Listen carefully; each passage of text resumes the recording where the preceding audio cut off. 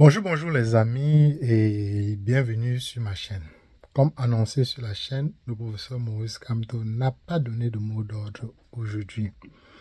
Beaucoup de personnes sont déçues, beaucoup de personnes ne comprennent pas, d'autres personnes accusent le professeur Maurice Kamto de faire partie du RDPC parce que certains disent même qu'il ne veut pas le changement. Mais ça, c'est pas comprendre la politique. Le professeur Maurice Kamto nous a préparé depuis des semaines en disant qu'il sentait un piège quelque part. Il disait que beaucoup de personnes sont en train de le pousser à faire une faute et qu'il essayait, il reniflait, il faisait attention. Bon. Et la semaine passée, il nous a dit que chacun est né seul et chacun doit assumer ses propres responsabilités. Je pense que je vous ai dit cela, que ça voulait quasiment dire qu'il n'allait pas donner un mot d'ordre, mais ça ouvre aussi la porte qu'il pouvait donner un mot d'ordre.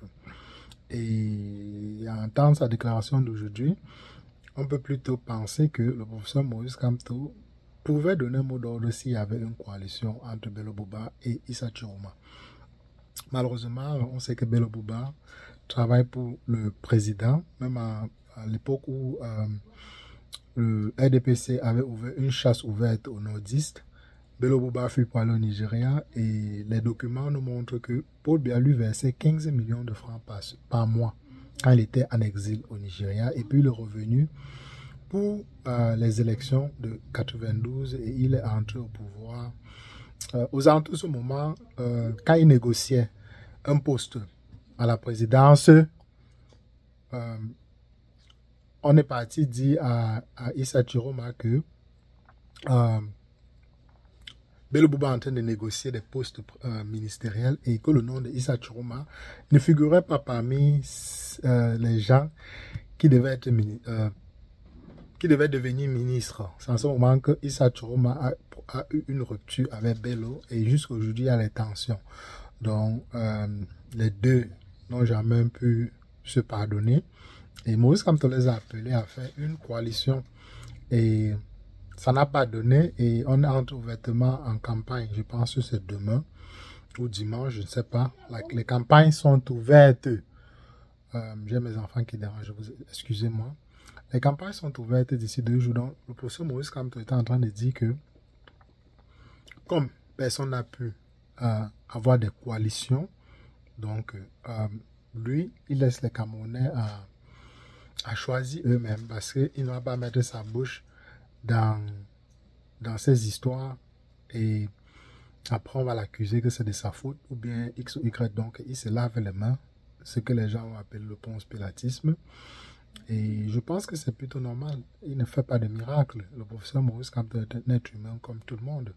Quand on l'a recalé du conseil constitutionnel, plusieurs personnes attendaient encore. On disait que non, il a encore d'autres armes sur la manche, mais il n'avait plus d'atout sous la manche. Donc c'est pourquoi c'est terminé, c'est fini le professeur Maurice Kamto, au moins pour cette année. Rendez-vous l'année prochaine. Donc, en attendant, écoutons ce qu'il a dit et analysons sa sortie. Chers compatriotes, malgré la décision inique et ignoble de rejet de ma candidature à l'élection présidentielle prévue en octobre prochain, de nombreux Camerounais ont continué de penser que je peux encore jouer un rôle important. Donc vous attendez, plusieurs Camerounais pensaient qu'il avait encore des atouts sous sa manche. Et malheureusement, c'est un être humain comme tout le monde. Et on lui a demandé de donner un mot d'ordre. En fait, c'est ce qu'il est en train de dire. Écoutons.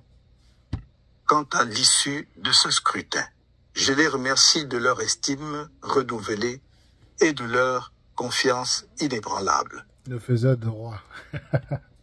J'ai écouté leurs appels réitérés et me suis résolu à voir dans quelle mesure je pouvais y répondre au mieux, comme c'est toujours le cas lorsque l'intérêt supérieur et l'avenir de notre pays m'interpellent. C'est dans cet esprit que j'ai lancé le 16 septembre dernier un appel aux candidats de l'opposition en lice à l'élection en question.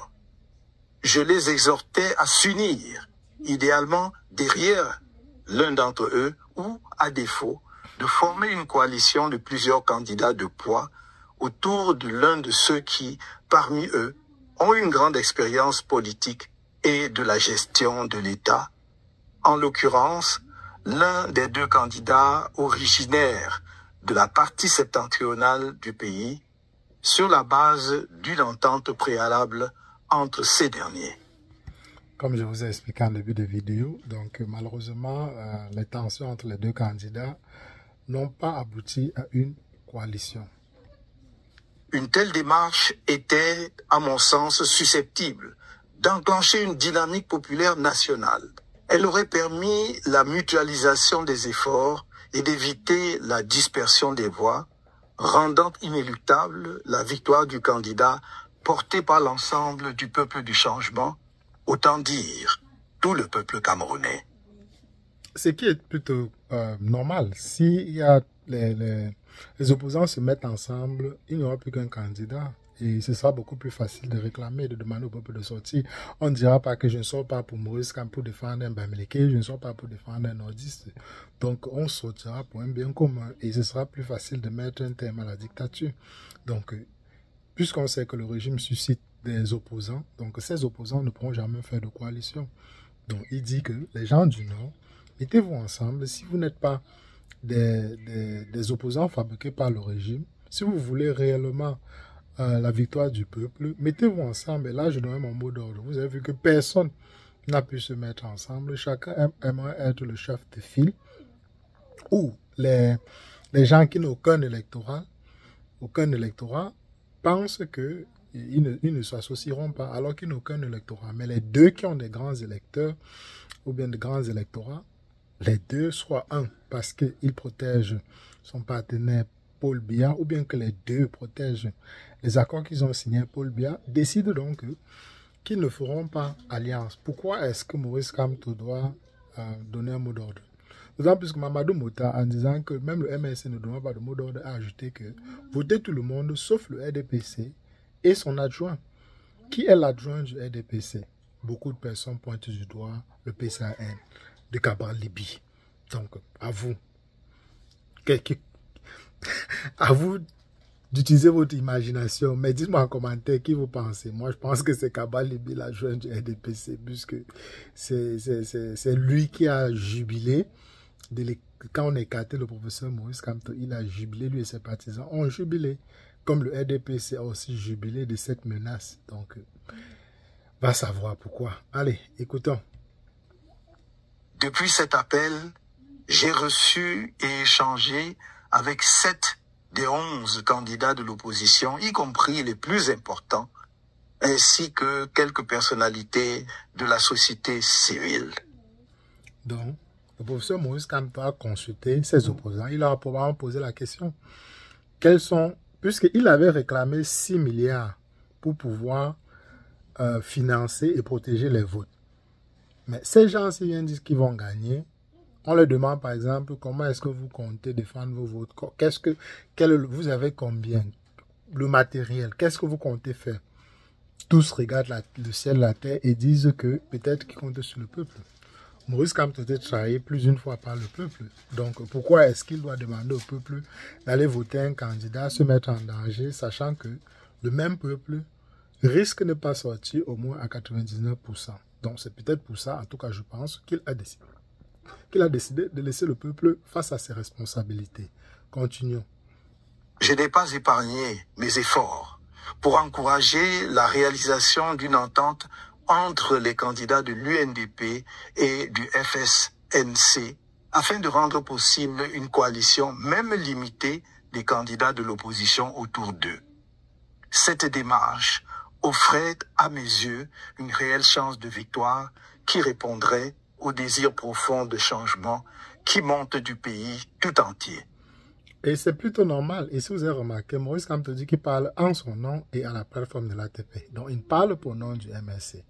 Mais le MSC avait aussi dit qu'il devrait soutenir un candidat s'il y a alliance, s'il y a mutualisation de voix entre les deux grands partis du Septentrion. Ce qui n'est pas arrivé. Donc, que pouvez-vous reprocher encore au professeur Maurice Kamto? L'engagement tardif dans la course à la fonction de président de la République des deux candidats originaires du Grand Nord, que l'opinion semble considérer comme les candidats majeurs à l'élection à venir, ne leur a pas laissé le temps de préparation multiforme, indispensable pour espérer l'un ou l'autre créer tout seul une dynamique de victoire. Aujourd'hui, ce qui est plutôt normal, donc, parce que s'il y avait une coalition entre les deux partis, il reste plus que 2 semaines, on allait faire des campagnes, on allait relayer dans les réseaux sociaux, dans des villages, des endroits reculés, et on devait connaître ce candidat. Mais il n'y a pas de coalition à quasi 2 semaines du scrutin, et on dit toujours qu'on travaille. C'est à combien? À un jour qu'on va définitivement porter un candidat consensuel? Ça n'a pas de sens. D'autant plus que certains de ces candidats ne sont même pas connus. Ben, si on utilise Bello Bouba et Issa Choroma, ce n'est pas en une journée qu'on saura qui. Donc c'est compliqué de mettre Maurice Kamto face à ce genre de problème. Oui. Vendredi 26 septembre 2025, nous sommes à la veille de l'ouverture de la période officielle de la campagne électorale, au cours de laquelle on devrait présenter un candidat de la coalition aux électeurs et à tout le peuple camerounais à travers le pays. Expliquer sa mission. C'est exactement ce que je disais tantôt. Fixer son visage dans l'esprit des électeurs, surtout dans les zones rurales. Or, un tel candidat n'a pu être trouvé aux grandes dames des Camerounais. Il y a donc lieu de faire le constat suivant. 1. L'absence d'une coalition de candidats, même limitée, avec les 2 candidats du Grand Nord, capables de fédérer les moyens et de créer une dynamique populaire puissante, en mesure d'assurer la victoire du peuple à l'élection présidentielle prochaine. 2. L'existence de profondes divisions au sein de la population, en particulier parmi les soutiens des candidats de l'UNDP et du FSNC, conséquence de l'absence d'une entente pour un seul candidat parmi les 2. Et ce qui est plutôt correct, puisque beaucoup de personnes qualifient Bello Bouba de traître, et d'autres qualifient Bello Bouba de quelqu'un qui est calme, qui pourra fédérer. Donc ça crée une zizanie, alors que si les deux se mettaient ensemble, tout cet électorat devrait s'associer et ça devait être beaucoup plus puissant. Beaucoup plus, on pourrait utiliser cet électorat pour contester en tout cas les élections. 3. La perspective d'un éparpillement des voix susceptible de compromettre sérieusement les chances de victoire d'un candidat de l'opposition. En conséquence de tout ce qui précède, nous, Maurice Kamto et l'Alliance politique pour le changement, APC, qui soutenait ma candidature, sommes parvenus à la conclusion qu'il convient de laisser à chaque électeur la responsabilité pleine et entière de voter librement, en son âme et conscience, pour le candidat de l'opposition de son choix lors de l'élection présidentielle prévue le 12 octobre 2025. Vive le Cameroun! Bon, voilà en fait tout ce que le professeur Maurice Kamto a dit. Je pense que tout est plutôt clair. C'est pourquoi je n'ai pas interrompu pour faire mes analyses, parce que c'est plutôt clair. Il n'a pas donné de mot d'ordre. On l'a écarté de manière frauduleuse et avec une violence sans pareil hors des élections du Cameroun. Et on ne peut pas lui demander de mettre sa voix là-dedans, alors qu'il n'a pas de pouvoir. Ce n'est pas un faiseur de roi. Il n'y a pas de justice au Cameroun. Il n'y a rien.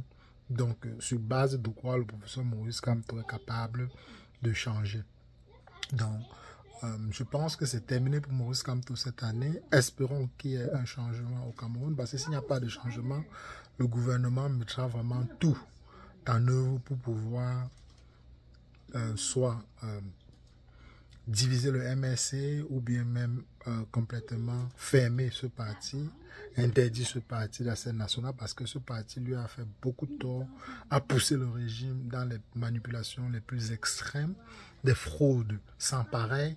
Donc je ne pense pas que le régime prendra encore un risque à laisser le MSC continuer.